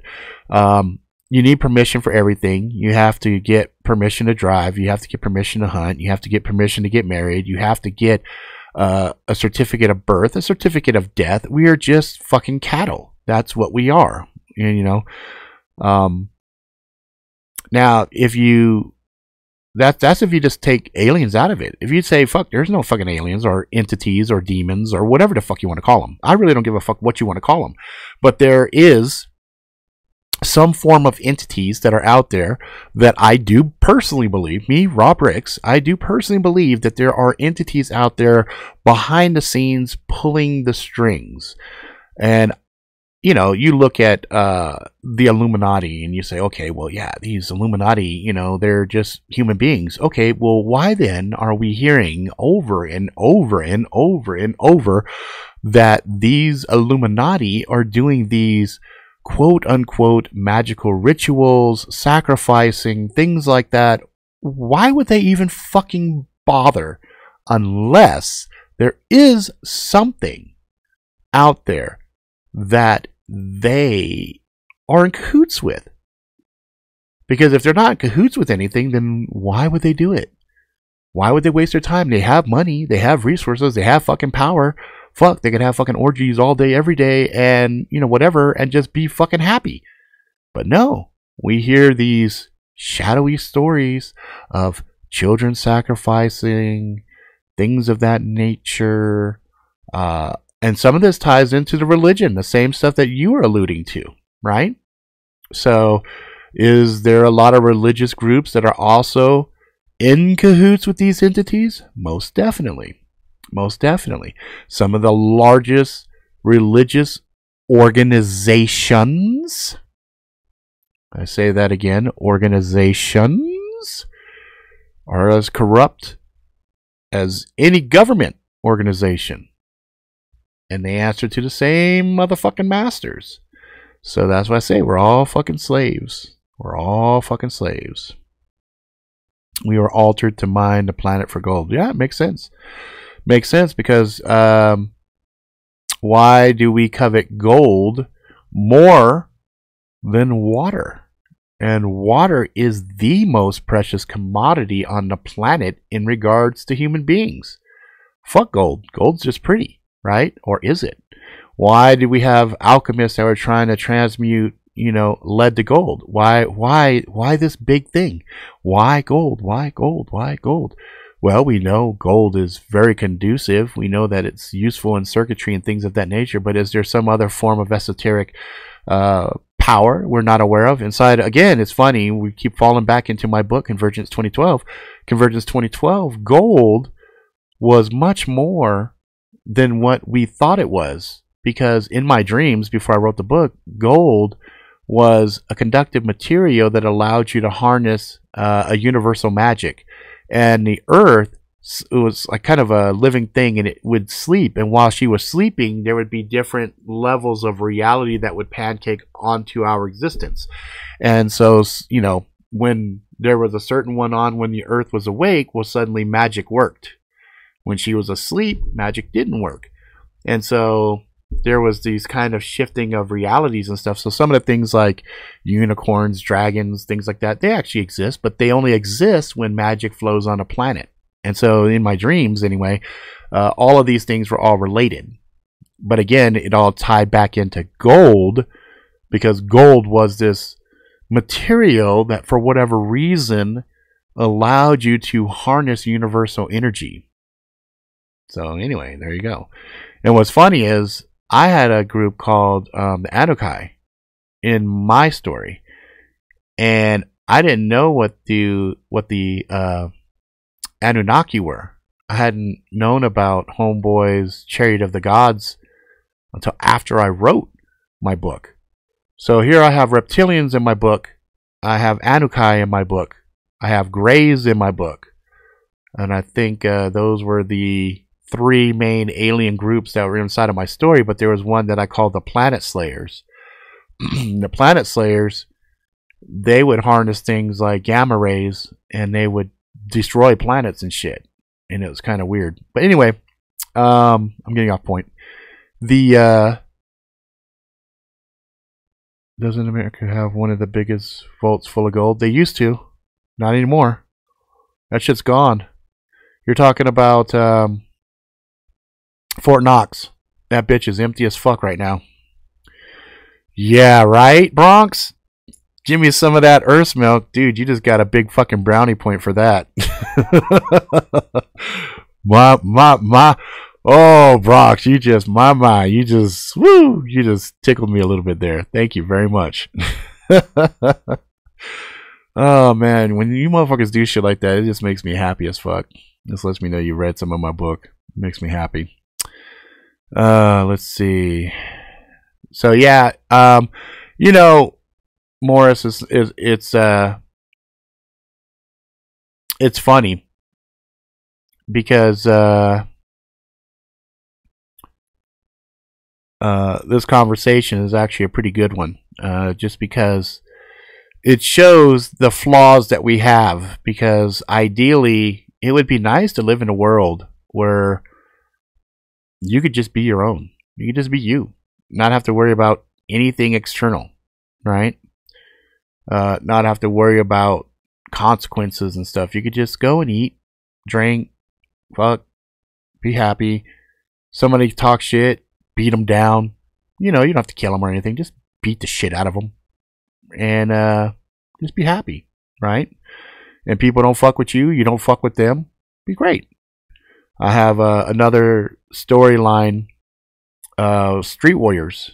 And in it, there was a complete collapse of all the governments. And there was a group called the Freelancers. And the Freelancers would carve out zones in a city, of all the major cities. And in those Freelancer zones, law was not allowed. If a cop showed up inside of a Freelancer's area, he'd get killed.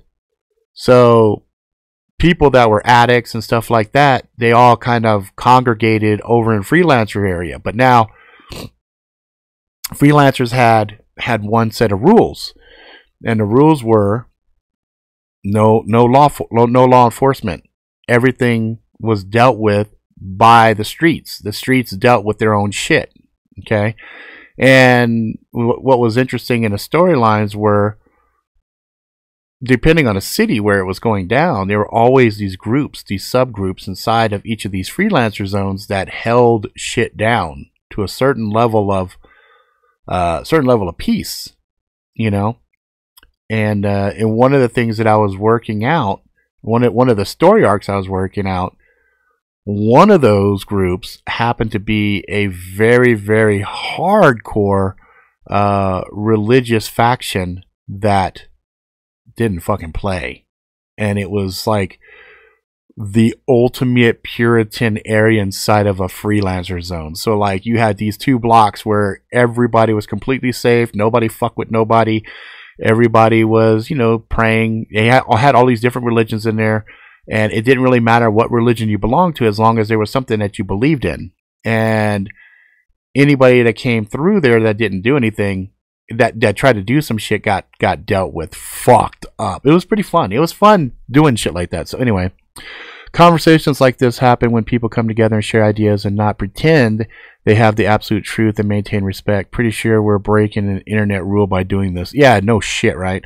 That's the thing that I've always prided myself on this channel, is I really don't care what anybody's points of views are. If somebody wants to come and debate something, that's completely fine. My only rule on this fucking channel is you just be nice to each other. That's it. If everybody is cool with each other and nobody is berating, belittling, talking shit, going to name calling or anything else, that's fine. Because guess what? In the old days, you could come together and have a conversation with somebody, and if you didn't agree with each other, I mean, you might get heated, you might yell and get hot, but at the end of the day, you still hugged each other and said, I still love you, man. You're fucking stupid. Like, nah, you're fucking stupid. But you would hug each other, and you guys still loved and respected each other. You just understood. You guys were at an impasse. You both had differing points of view. You're never going to have 100% anywhere. There's always going to be somebody that disagrees. But you can choose how you treat the other person. And if you treat the other person with respect and say, you know, yeah, I see and understand and I hear you. I just don't agree with you. Okay, fuck it. Boom, pound. We pound it out, shake hands, hug, whatever. Done. We need to make the cast for the Magic Really Sucks movie. Oh yeah, actually, know what's funny is I already had Ethan planned from the very beginning, but he's the guy that I was thinking about. By the time this becomes movies, I think he will be a little too old, and I don't know if he'll be able to pull off the physicality. And his English is actually pretty broken. Like he has like a pretty strong accent, so I don't know if he'd be able to do it or not. But anyway, it's just, yeah, I have some people in mind, and somebody, who was it? Somebody threw out an actress for Valk already, and I was all, oh yeah, I could see that. Yeah, you know. There's laws on everything. It's mind blowing. Yeah, there is. There's too much regulation. There's too much control. And they use our well-being as the Maggie. Yes, Yakalope. Was that you? That threw that out there? Because I was like, yes, I can see Maggie rocking that role. Hell yeah, especially after seeing her in Mile 22. I think that's what it was. Shit. Almost forgot. How's the miss? Enjoying Auburn. I'm on shift now in the States, so I'm randomly remembering the last. Yeah, you know what? She actually likes it there to a point, but there are so many drug addicts that she deals with every single night that she's becoming jaded and really now she's like not like, the area is super cool, beautiful, you know. The majority of the people she comes in contact with are pretty nice, but there's some people she's like, wow, okay, wow, alrighty. Ooh, Scarlett Johansson, I love her. Oh yeah, I'd like her to be any character. If Scarlett Johansson came and said, I want to be in your movie, I'm like, just you pick a role, I don't care. You just tell me who you want to play. Oh, yeah, I can see that too as Randy. That would be fun. Yeah, right. Oh yeah. No, my wife, she does not exaggerate. She does not. She's not conservative in the way that she explains things. She is very blunt to the point. And she says, this is this, this is this. Uma Thurman. No, I can't see her in this, but I can see her in my Farouk Fantouk and Jizzy J. I got a character in there that I think she would be fucking perfect for. Drugs in the casinos are a huge turnoff of that area almost being perfect. Yes. Yep. Yeah, it's pretty bad. It's really bad, actually. She's grumpy as shit. And it's weird, man. It's weird. Like when I was down there and I dropped her off, there was a vibe that I couldn't quite put my finger on. I was kind of like, it's not a hustle vibe and it's not a sleepy vibe. It's something off. There's not quite right, you know? Because I was down there for about 4 or 5 days, and we went to different spots, and like the grocery stores were fucking amazing. The food, amazing. You know, the visual environment was just beautiful. Like, I love fog too, and I was like, oh, look at this fogginess and the rain. Oh, it's just really nice. And then she started telling me, I saw some people down there starting riots in a grocery store. I was like, the fuck is wrong with these people? Why are they acting like this? You know, had a lady fucking screaming at the top of her lung, this is not right. This is not how it's supposed to be. I should have been held first. And if not me, then this gentleman right here. I work here. I'm like, lady, calm the fuck down. We're all going to get out of here in the next fucking 15 minutes. Just relax. What the fuck is wrong with you? Craziness. Craziness, I tell you.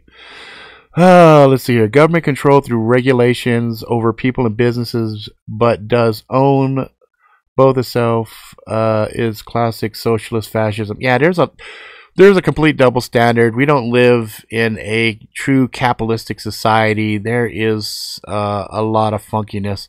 Oh, that's funny. That's a fucking interesting way of putting it. It's your Tenderloin district. Okay. I get that. I can see that.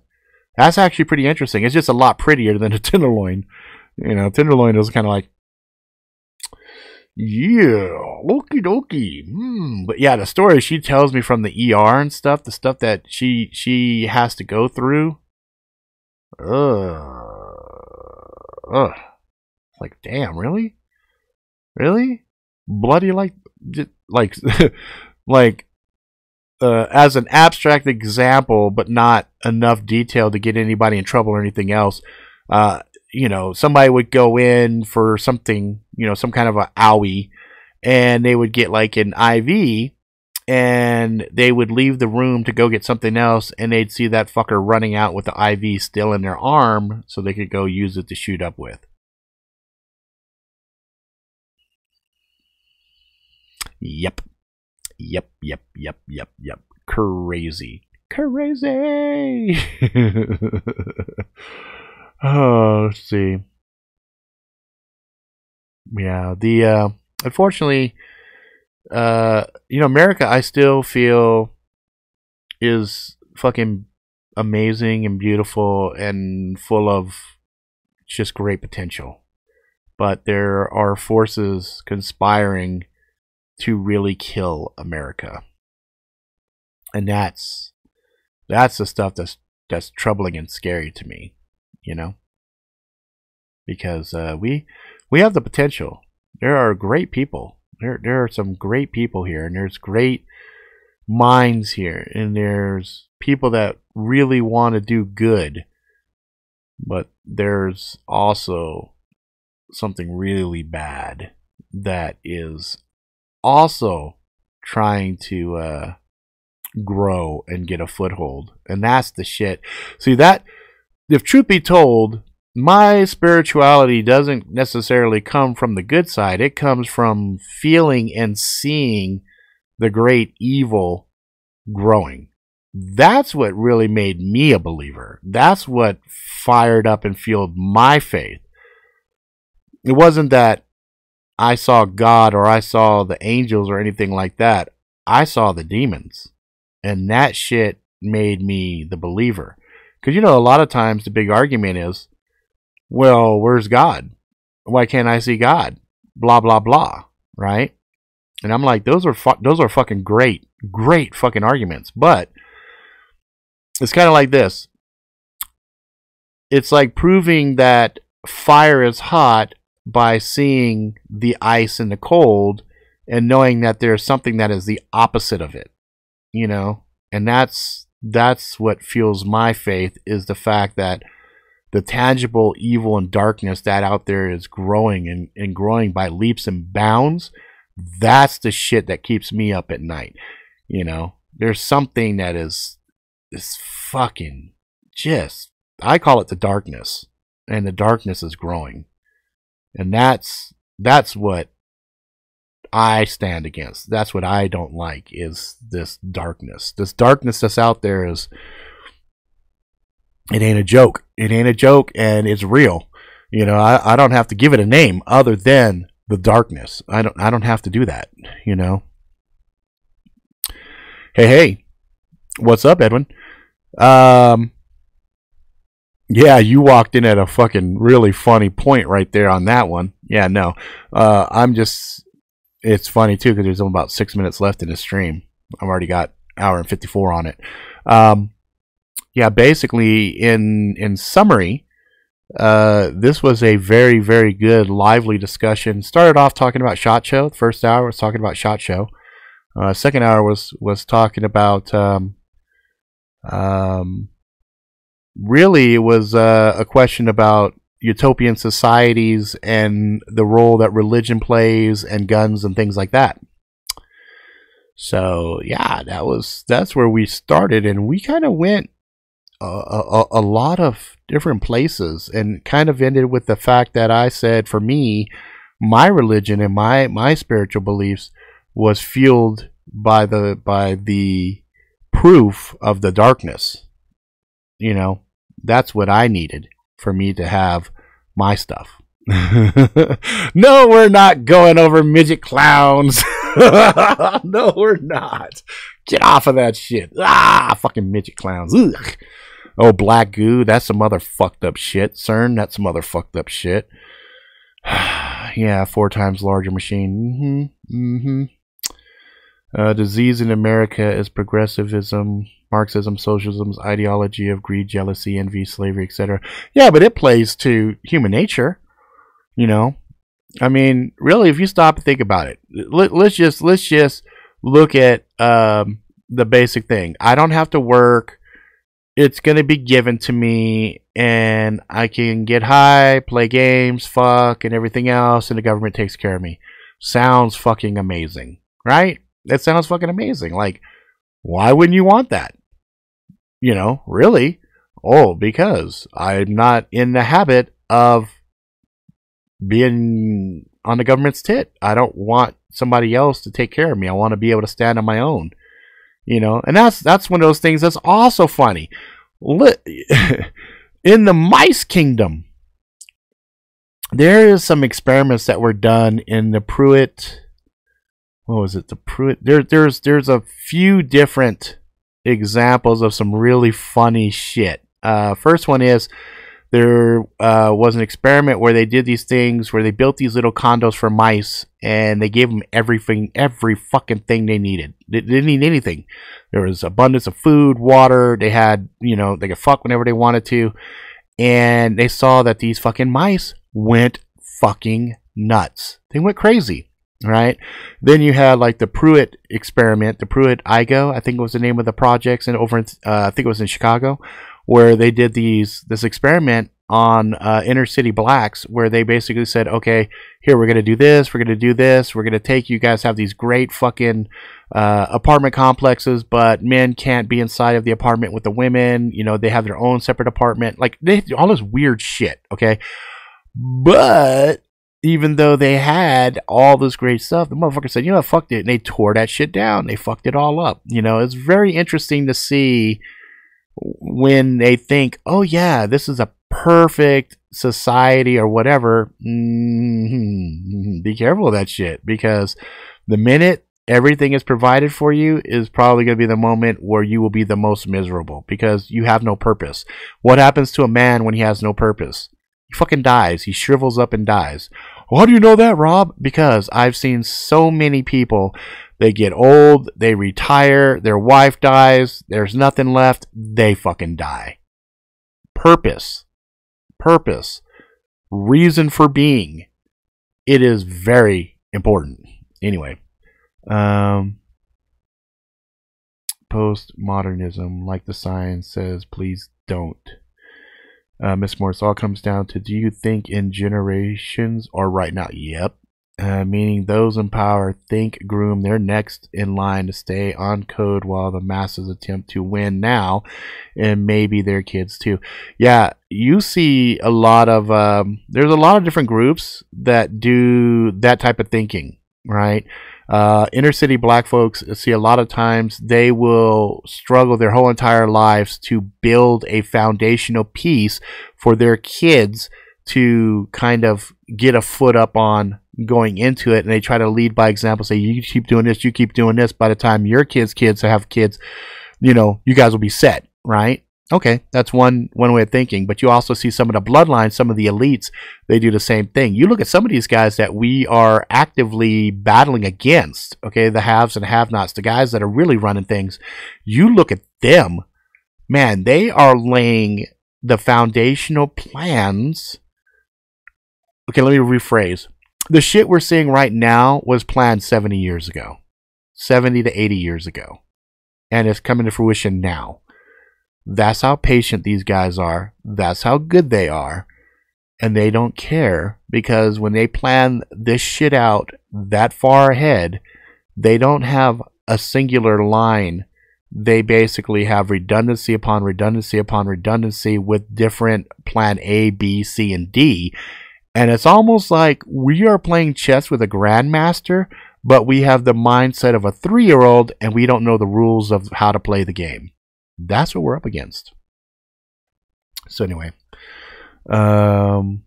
feed the bears and they will forget how to get their own food. Yep.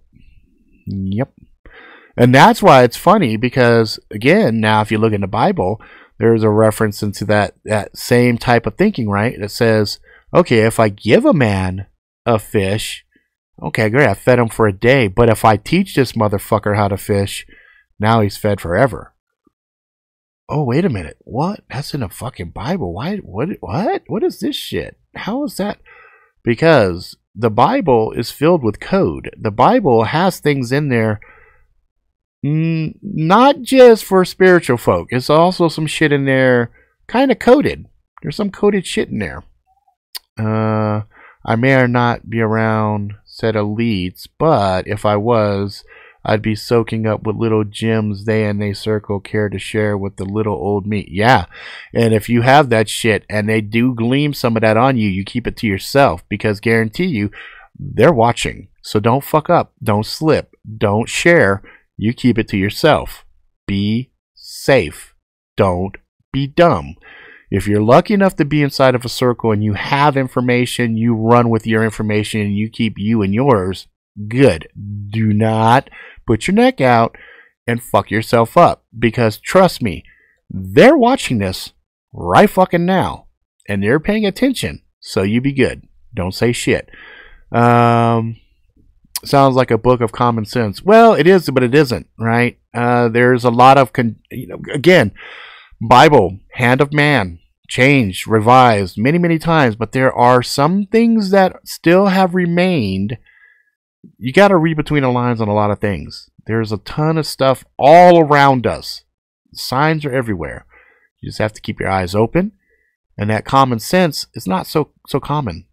You know what I'm saying? Or allegory. Yeah, exactly. You just got to keep your eyes open, guys. And I have a belief. My personal belief is there's universal truths that are presented to us on a daily basis, but the vast majority of us don't care to pay attention to it. Okay? If you have discerning eyes, you will see. It doesn't matter if you're religious or you're not religious. It's always out there for anyone to see or hear. Hell, there might have been 2 or 3 things that happened during this show that somebody might walk away from and go, hadn't thought about that. Oh, mission accomplished. Okay? So, getting back to the original point of the second half of the show, there's censorship going on. There's craziness, and it's always interesting to me to see when they start to censor, because why? Are they using it as a distraction? Are they actually caring about something? Is the truth being revealed and they don't want that? Or is it just, just more noise to get us looking here while this hand's over here doing this? I don't know. I have no idea. I kind of wish I did, but I don't. So, at the end of the day, we just do the best that we could do. All right, that's going to be it for now, guys. I appreciate you spending your Saturday with me. I'm going to leave my other stream up and running while I work on stuff, and I handle chat, things of that nature over there. But that's going to be it for this show right now. So if you like it, please subscribe. Tell your friends far and wide. Until next time, motherfuckers, please be good to yourself, good to each other. Go out, live life to the fullest. Ride the bus till the wheels fall off. Go have some adventures. Get some scars. Find some love and all that jazz. And I will see you, motherfucker, next time. More creators are lining up and making their own sites. Yeah, I know. But it's hard. It's hard with the storage and stuff. It's expensive. All right, guys. Adios, amigos. See you later.